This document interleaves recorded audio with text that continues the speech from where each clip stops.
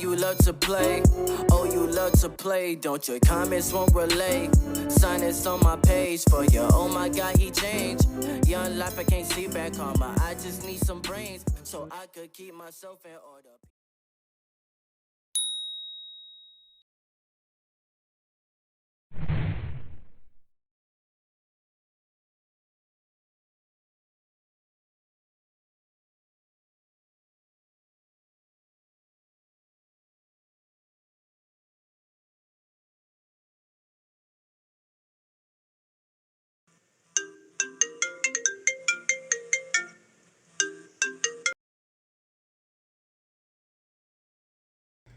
He got problems, she got problems, only I got 411 problems. Hey, hi, what's up, y'all? It's time for another story time. And yes, finally, here's part 6, Aftermath. Okay, so I left off part 5 telling you guys, like, giving you kind of a summary of things that happened after. Me and Andrea, as I said, are cool. We had an understanding because what he did to me, he did to her. Yet, what he did to her, it was with fiance.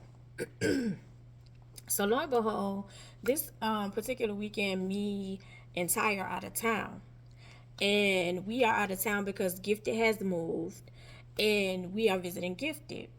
Excuse the voice, y'all.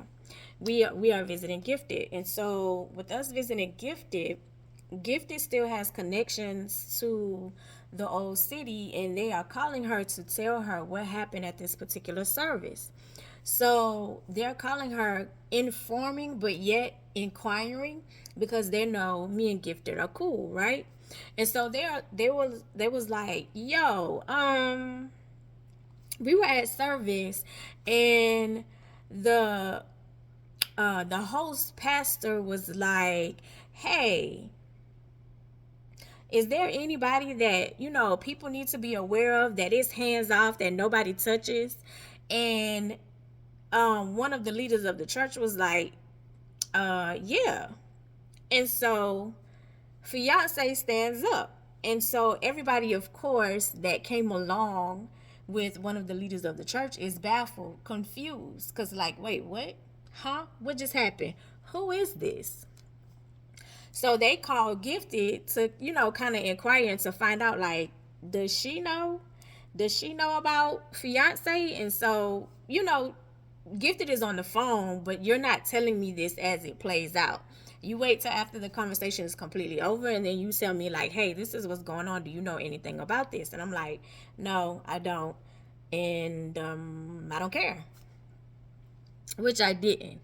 And so it's like, after you had a situation with Andrea and the stuff that you had said during the time, it's like, bruh, you don't need to say nothing to me. Like, there's no interaction with me. The only thing I care about is you make sure my kid is straight. That's all I'm concerned about. So me and Ty go home, and when we get home, like, of course, all the buzz is fiance, and she stood up to say, hey, I'm the lady. So lo and behold, you called and you like, I know you heard, don't feed into it. Don't believe everything you hear. And I was like,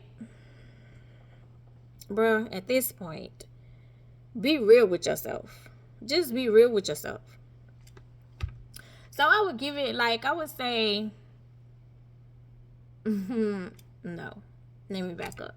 So I'm still attending the church. Dummy. I'm still attending the church. So this one particular Sunday, fiance pulls up. And I tilt my head to the side because, of course, you just told me, hey, don't believe nothing. Don't believe everything you hear. Don't believe everything you hear. So I copped a look, didn't say nothing, went on to my business, but I'm watching her walk to your office. I went on about my business, went on where I was supposed to be, in the choir, waiting for us to pray and walk in. So, did that, went on about my business. And so at this point, it's like, be real. So you hit me up to come over because you want to see Tyler. So when you come over, and I was like, okay, what's up? Like, be real. What's up with you and fiance? Oh, nothing. She's just a friend. It's nothing between us. Like, she's just a friend. It's just she's just a friend. It's nothing.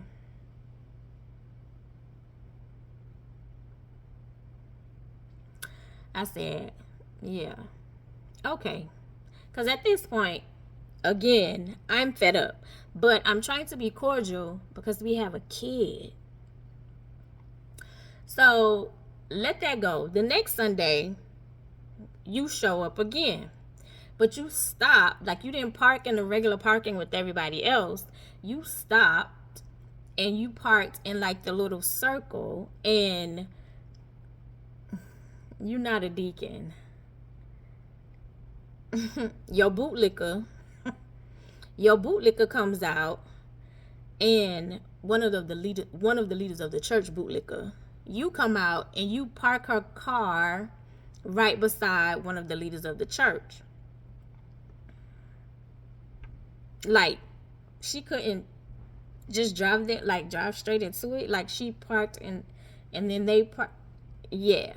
So at this point, it's like, girl, be real with yourself. Why are you here? What are you doing? Why are you constantly here? Like, be real with yourself, Angel. Why are you here? Why are you here? Clearly, he's lied about Andrea. He's lying about her. So, y'all, like, it was like the breaking point that I needed, like seeing her car being moved. I don't know, like, that being the breaking point, but that was the breaking point for me. And I am bawling my eyes out. Not because I'm hurt, but because I want to fight. I want to fight. I want to fight. But I know if I create a scene in this mother, it's not going to work out for me. And then it's like, girl, why are you fighting? Walk away. Walk away. This chapter is over. Walk away. So I go back into the room where the choir gets together and where we all pray, and I am bawling, crying, bawling, uncontrollably bawling. I am crying. And people in the choir who I was cool with, like, they're hugging me and they're asking me, like, what's wrong? What's going on? What's wrong? And I'm just shaking my head. We walk into the choir stand, and throughout the whole beginning of service, praise and worship, prayer, announcements, all of this stuff, I am bawling my eyes out. Throughout the whole service. So, this particular Sunday, we had a guest speaker. So, all of the leaders are sitting on this side of the sanctuary. So, you're staring at me. Because I'm just bawling. Y'all, I know I cried for a good 25 to 30 minutes. Bawling. I finally walk out of the choir stand. I walk to the bathroom. I looked in the mirror. I wiped my face and said, the end. Walked back in the sanctuary. Told the lady who was sitting beside me in the soprano section, I said, hey, can you pass me my Bible? She passed me my Bible. I turned around and walked out. That was it for me. I was done. So I go home. Me and my baby. Minding my business minding me. I go home. So later on that night, around 6, 7 o'clock, phone rings. Hello? Hey, I just called to check on you to make sure you're okay. Like, nothing hurts more than to see the tears just constantly flow from your eyes and on your face, and I don't know what's going on. I'm fine. anything you need, just let me know. Like I was so worried about you today. I'm sure you were. I'm fine. Okay, okay. Now, at this point, I'm already plotting my getaway, my next move, because, girl, we need to get out of here. We need to get out of here.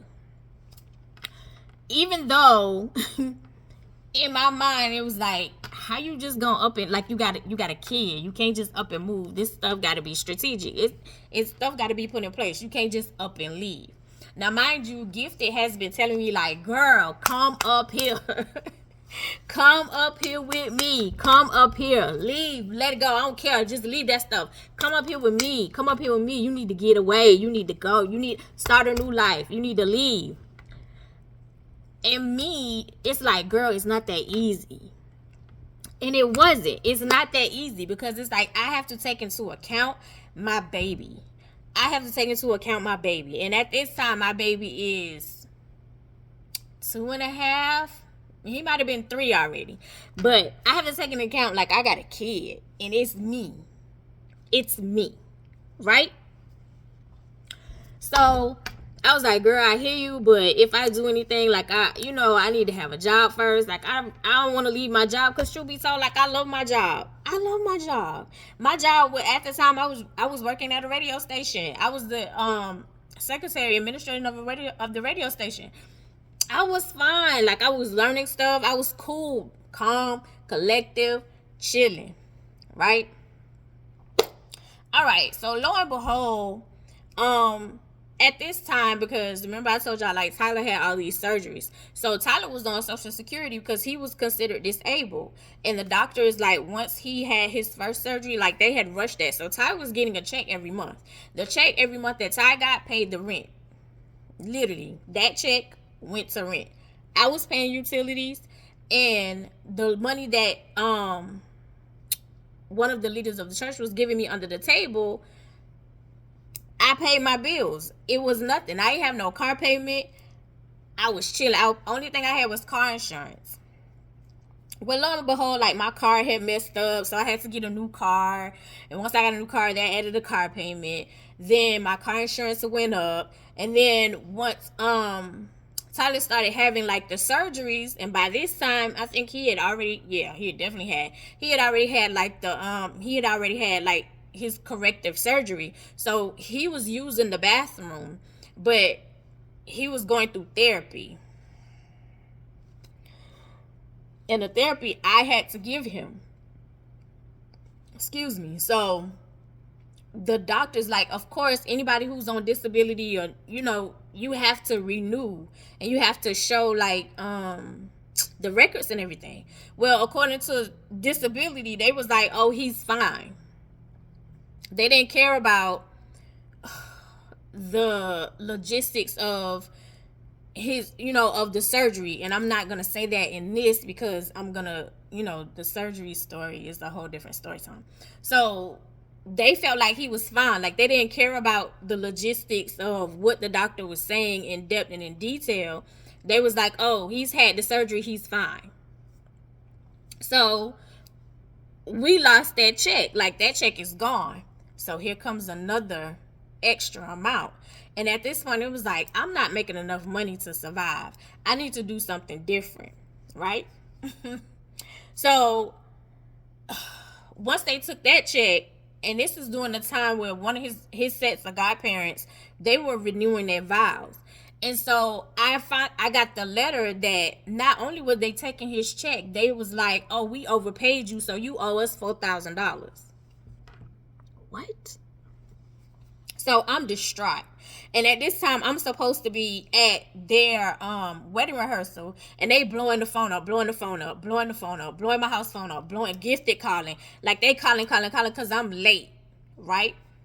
So when I finally answered the phone, I answered the phone for Gifted, and she was like, girl, where are you at?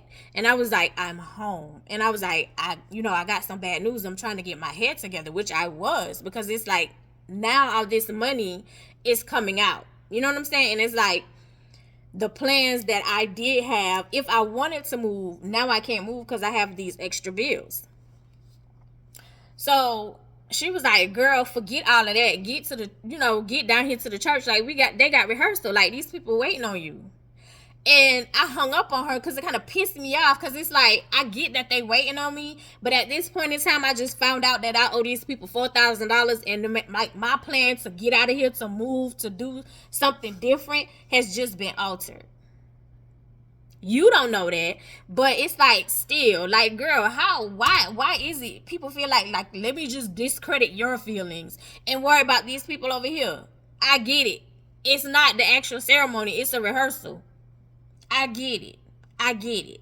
But yeah, I didn't plan or schedule this letter to come, or me owing these people $4,000. Anyway, so I get to wedding rehearsal, and we're running through it because we had to sing. Like, the ceremony, in actuality, the practice and the ceremony was absolutely beautiful. It was different, and it was cool. It was cool. Ty didn't do his part. Ty was the ring bearer. Ty ended up falling asleep.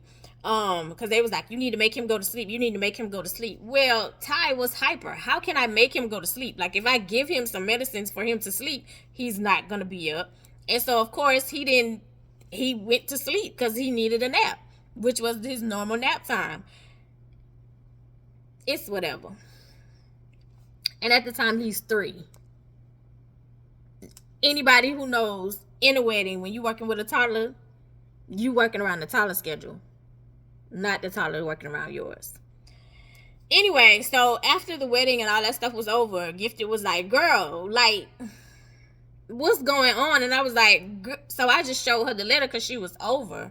I showed her the letter, and so she was like, and I was like, right. So she was like, girl, it's going to work out. Don't worry about it. It's going to be fine. She was like, I'm going to go ahead and go because I got to go back home and go to work. I was like, yeah, I know. So she left. All right, cool. So at this point in time,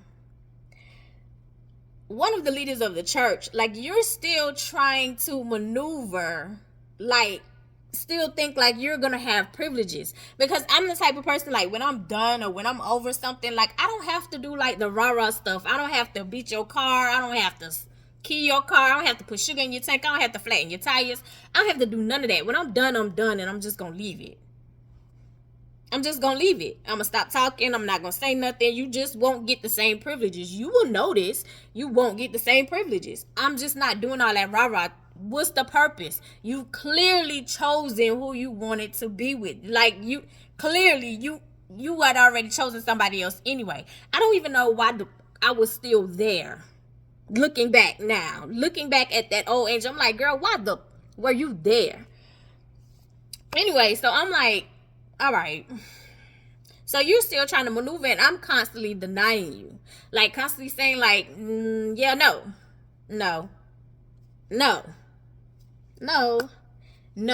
And you're not liking that. You're not liking the fact that you're not, what's the word I'm looking for? You're not liking the fact that you're not able to obtain those certain privileges that you was used to obtaining.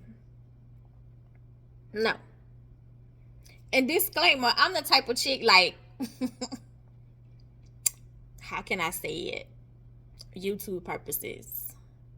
Like, if I trust you, you know how you don't want to add a new body. So it's like, I trust you, and I need a little fix. And you hit me up and I need a fix. It's like, yeah, you come through. Yeah, you come through. And then when you leave, it's like, okay, bye. It's like you were never here. I'm that type. Especially after you said, like, and then especially after your actions is showing, like, you're not really there with me. But if I trust you, like, I'm that type. But when I'm done, I'm done. If that makes sense. If you get it, you get it. So anyway, so you're not liking that. Like, you're not liking the fact that, you don't have access like that anymore. And so I made the statement, yeah, the only thing, and this is the thing, like, I can't remember what happened. Oh, this is what happened. So, one of my homeboys that was going, that was still attending the church, he came to my house, and he was like, yo, I need to vent, because we talked about a lot of stuff, right? And he was like, yo, I need to vent. He was like, and actually, we need to catch up anyway, because when you walked out of that door, when you walked out, I was like, yo, she never coming back. She's never coming back. Like, he told another homeboy. What should I call them? Hold on, y'all. Okay, so we're gonna name him Dexter. Sorry. So Dexter came over, and Dexter is talking, and Dexter was like, when you walked out, like, I told Marcus that she's not coming back. She's done. She's not coming back. I knew then you wasn't coming back. I said, and you were right. You were right. He was like, man, like, like, it's just so much going on. It's just so much happening. Now, mind you, me and Dexter were really, really cool, because I knew things about Dexter that other people didn't know. And me and Dexter were really cool. Like, he confided in me. We were real cool or whatever. And so he was like, man, it has been a morning. This meeting has been something else. Mind you, one of the leaders of the church let everybody know that he's engaged. I said, really? He said, yeah, he engaged. Wait a minute. Now, let me back up a little bit. One of the leaders of the church is literally like, if you pay attention to somebody talk, like, you hear certain phrases and certain things repeated. Now, mind you, when you were trying to tell me about Andrea, you was like, I need to talk to you because there is something that I need to tell you that I don't want you to hear from nobody but me. Now, mind you, one of the leaders of the church consistently called my job. Now, what you don't know is I repeatedly put you on speaker so I can have proof. So my boss at the time constantly heard you, and then not even just hearing you, you and my boss was cool. So you would call my boss and ask my boss, hey, let her off early so she can come home, because you wanted me to come home while my kid was still in daycare so you can, hit my body. So you had the week previous hit me up and said, hey, I need to talk to you because I need to tell you something that I don't want, that I want you to hear from nobody but me. So I heard that phrase before. And mind you, even though you denied fiance, I already knew. Because, sweetie, you're a pathological liar. I already knew what was up. In my mind, I was already gone. So that meme that people see on social media when you be like, the female has already left mentally. True. True-ish. Gone. Plotting to get out of here. Need to go. This chapter is over. You don't have a clue. Go back to the conversation with me and Dexter. So once Dexter said, like, yo, he just announced his engagement, you kind of, because Dexter knew who my son's father was, Dexter was like, wait, did you know? Because mind you, not even gonna go there. I'm gonna wait on that. Mind you, Dexter knew about my son. And so I was like, nah, he didn't tell me out of his mouth. He told me she was just a friend. He was like, oh, Angel, don't go acting crazy. And I was like, why would I go acting crazy? He was like, no, because I ain't know you know. I thought you knew. I ain't know you know. And I was like, well, why would you think I would go act crazy? He said, wait a minute. I said, you saw me leave, right?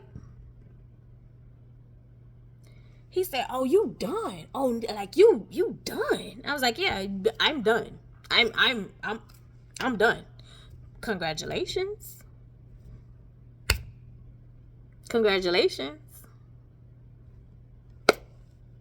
So mind you, after Dexter told me said news, I still was trying to put in a plan in play for me to exit. Right? So at this point, it's like I'm livid because why you feel like you need to lie to me, bro? Like, it ain't nothing you need to lie to me about. There's nothing you need to lie to me about. Like, let's be real. How do you figure like you was gonna hide that? How you figure you was gonna hide it? How you was gonna play that off? This is the second time like you have told me in my face she's just a friend. Anyway, so my kid went to the daycare center that was conjoined with the church. So I would drop my kid off and head to work. So I dropped my kid off and you met me outside. Oh, I know you heard. Like, well, I was like, listen, congratulations. The only thing that me and you need to discuss is Tyler. Anything else is nothing.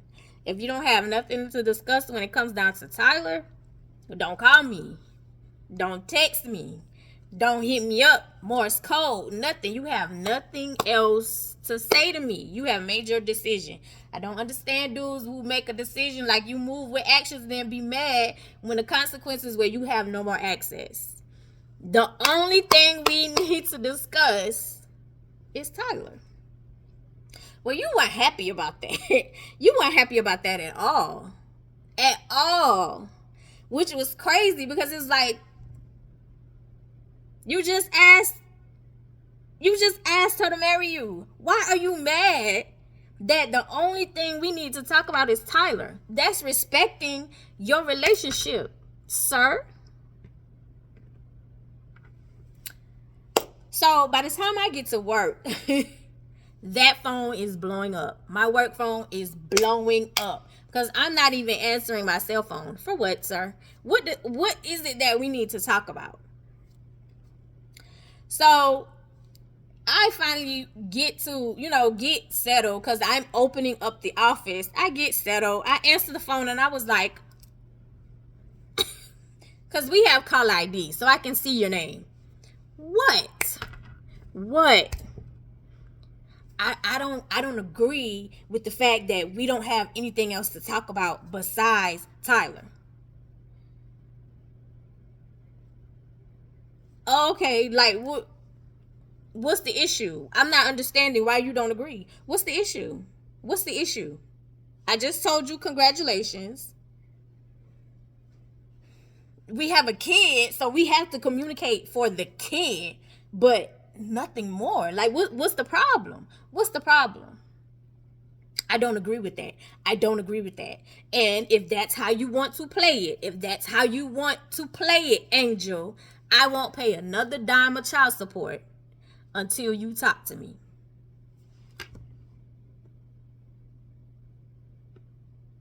And I was like, let me get this straight. You won't take care of your kid. You won't get, like, sir, you're giving $150 every other week. So you're paying $300 a month. Like, sir, really? Mind you, at this point, and I ain't even gonna front, my kid is on your insurance. That the kid that you didn't know about, he on your insurance. The insurance that you put him on while I was pregnant. My kid has very bad asthma to the point where my kid needs to be on his breathing machine every 4 hours. His asthma is that bad. There are times when I have to get up in the middle of the night and beat his back because the mucus is so bad, or I'm giving him a breathing treatment. So the medication and his doctor's appointments are on your insurance. I'm not understanding. Like, I'm not tripping. I'm taking the $300. I said congratulations. Matter of fact, let me back up. Yeah, I'm taking the $300 because the $300 is under the table, cash. I pick it up every other week at the daycare center. I'm taking the insurance. and I'm not bothering you. What the problem is? What the problem is? What the problem is? I'm not understanding. I'm leaving you alone. No bitter baby mama. Congratulations. Go be happy. Go live your life. Go do you. Go do your big one. What is there to be upset about? I don't agree with that. And as I stated, if that's how you want to play, I won't pay another dime of child support until you talk to me.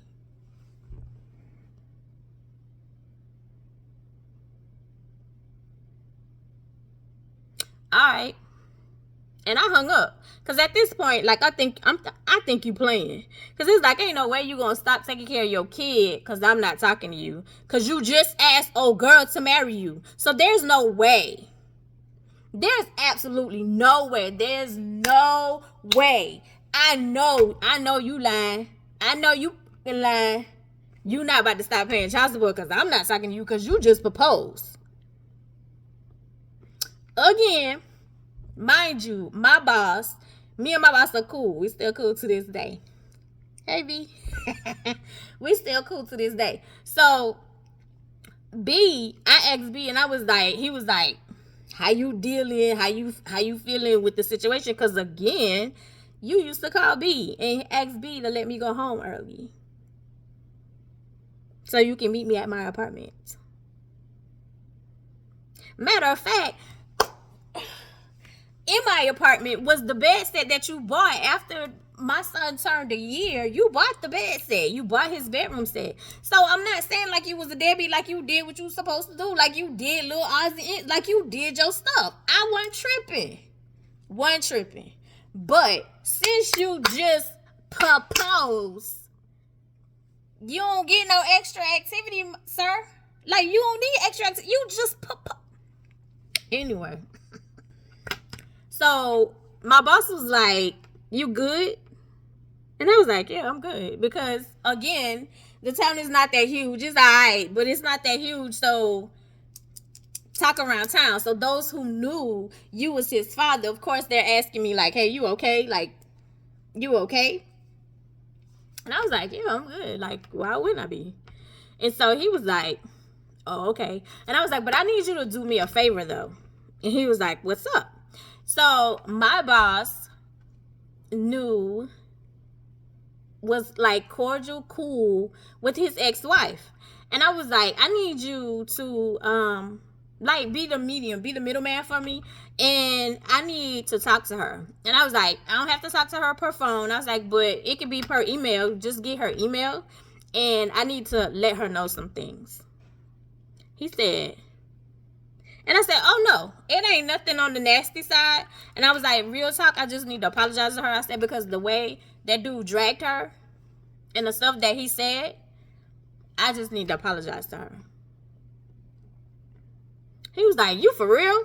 And I was like, yeah, seriously, hook that up. And I was like, she don't have to talk to me. And I was like, because from a woman's standpoint, I can get like, I really don't want to talk to you on the phone, but you know, you catch this email.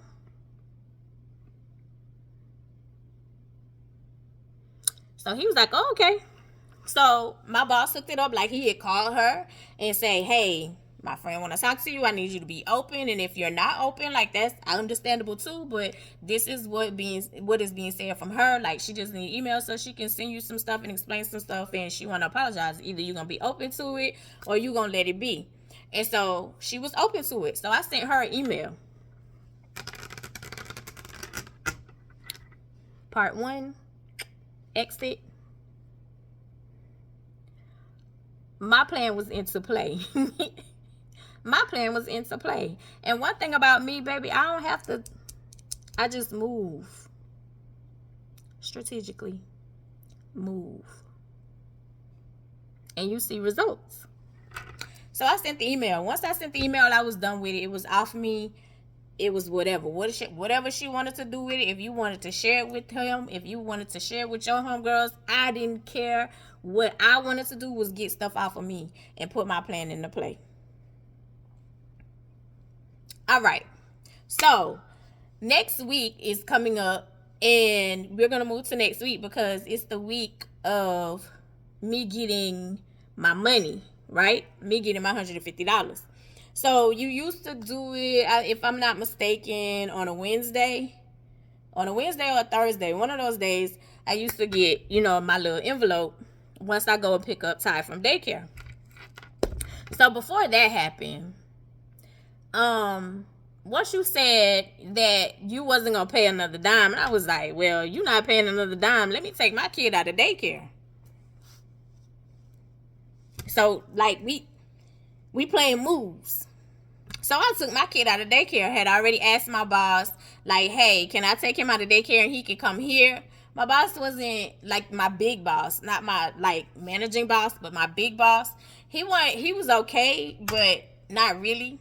And like I did that for a good week. A good week. Tyler was everywhere. He was talking, and in all actuality, like even when I'm on the phone, like it wasn't good business. So I bit the bullet. It was like, let me put him back in daycare. So I put him back in daycare. I think he was gone for like a good week, maybe a week and a half. It couldn't have been no more than that. But anyway, so I go, it's the week of, and it's time for me to get paid, right? So I stop at the desk to get my envelope, and the director was like, he didn't leave anything. Excuse me? She said he didn't leave anything. I said, oh, okay. Oh, okay. So I walked out. Didn't make a scene, no nothing, right? Now, mind you, I'm a budgeting type girl. So that $150, I'm budgeting to the bills to make sure my utilities. And now, remember, I have a car payment.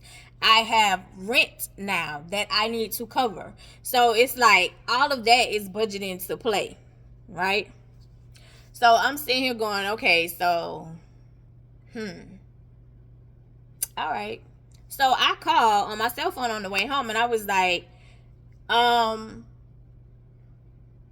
everything good? Like, are you okay? He was like, what do you mean? With an attitude. Why you got an attitude? Like, I'm I'm baffled at this point. Why you got an attitude? Huh? Why do you have an attitude? I said, because I went to the front desk and to get the child support payment, and the child support payment wasn't there. So you started laughing, and I'm like, what's funny? And so he's like, oh, you thought it was a joke? You thought I was playing? I said, yeah. In all actuality, because there's no way that you was going to stop taking care of your kid because I'm denying access now, or I'm respecting your fiance, your relationship. There's no way. There's absolutely no way you're mad at that.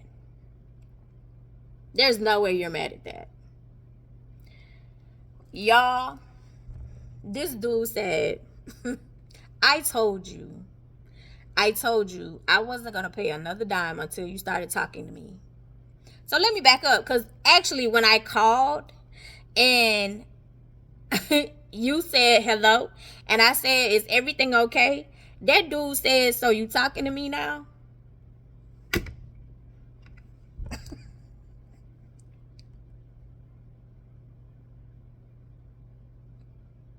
I'm sitting here going like, is this a joke? Like, I'm being punked. Like, I promise you I'm being punked. It's like, I'm not giving you I'm not giving you any issues. I'm chill. Told you congratulations. I don't know if you know I emailed your ex-wife or not.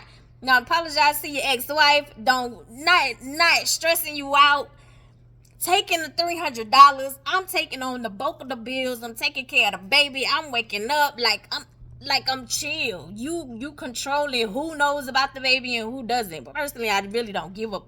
But at this point, I'm not understanding why you're so upset that you don't have access anymore to this cookie snatch and you just propose, sir.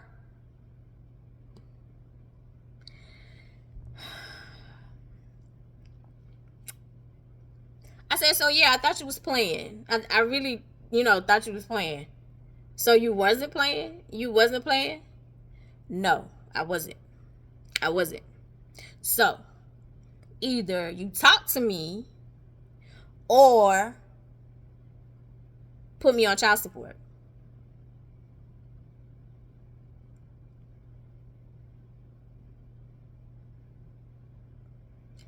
I said, are you click? You hung up on me. You hung up on me. You hung up on me? Wow. Okay. Okay. I love you the most because you're definitely the dopest in real life. I'll see you in the next one.